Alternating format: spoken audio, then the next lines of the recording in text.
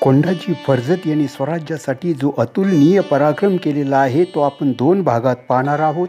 पहिला पन्हाळा त्यांनी कसा काबीज केला ते पाहूया. कोंडाजी फर्जत हे छत्रपती शिवरायांचे विश्वासू मावळे होते. त्यांनी स्वराज्यासाठी अतुलनीय पराक्रम केलेला आहे. फर्जत हा मूळ पारशी शब्द असून त्याचा अर्थ संतान असा होतो. कोंडाजी फर्जत हे रक्षापुत्र असावेत असे जाणकार इतिहासकारांचे म्हणणे आहे. ज्यावेळी छत्रपती शिवराय 12 जुलै 1660ला पन्हाळावरून सुटले त्यानंतर तब्बल 12 वर्षे हा किल्ला आपले स्वराज्यात आलेला नव्हता.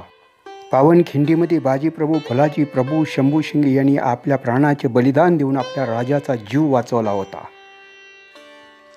छत्रपती शिवरायांच्या लक्षात आले की हा पन्हाळा किल्ला घेण्यासाठी कुणाची निवड करावी आणि त्यांच्या लक्षात आले की पराक्रमी वीर कोंडाजी फर्जत आहे, त्यांच्यावरही कामगिरी सोपवावी.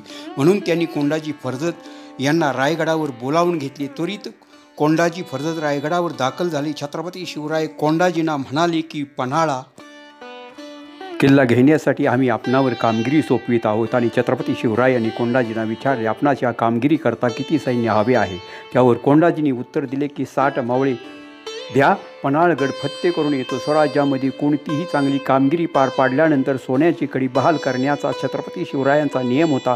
परंतु पन्हाळा किल्ला घेण्याअगोदर दोन्ही हातामध्ये 2 सोन्याची कडी कोंडाजीच्या हातामध्ये घालून त्यांचा सन्मान केला. म्हणजे कोंडाजी किल्ला सर करून परत येणारच अशी खात्री होती.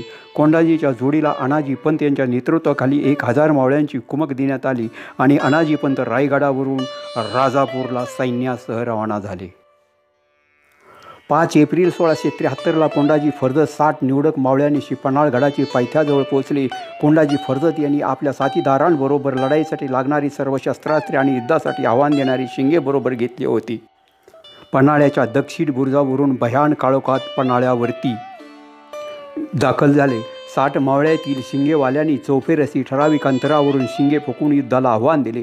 शत्रुपक्षाच्या सैन्याला दुश्मन किती आहे हे शिंगे वाजवल्यामुळे काहीच अंदाज आला नाही. त्यांना वाटले की प्रचंड प्रमाणात सैनिक गडावरती आले आहे आणि आदिलशाहीचे गडावर असणारे सैनिक पूर्णपणे घाबरून गेले. त्याचवेळी गडावर असणारा किल्लेदार बाबू खान जागा झाला आणि मावळ्यांवर तुटून पडला. हे कोंडाजीने पाहिले आणि बाबू खानवर कोंडाजी तुटून पडले.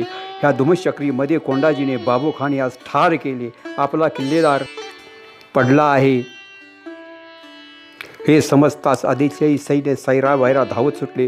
पन्हाळगडावरती आदिलशाहीचे सैन्य जवळजवळ 4000च्या आसपास होते. तरीही त्यांचा प्रचंड पराभव कोंडाजी यांनी आपल्या 60 मावळ्यांचे सह केला. गड ताब्यात घेतला. गडाचे दरवाजे उघडले. नियोजनानुसार अनाजी पंत आपल्या मावळ्यांनीशी गडाचे दरवाजे उघडले आणि दरवाजातून अनाजी पंत मावळ्यांसह आत आले. सर्वांना आनंद झाला.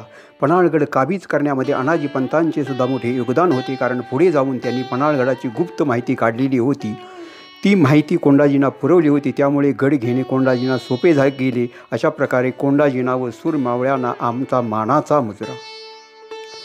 पन्हाळगड घेतल्याचे पत्र ताबडतोब रायगडावर छत्रपती शिवरायांना रवाना करण्यात आले.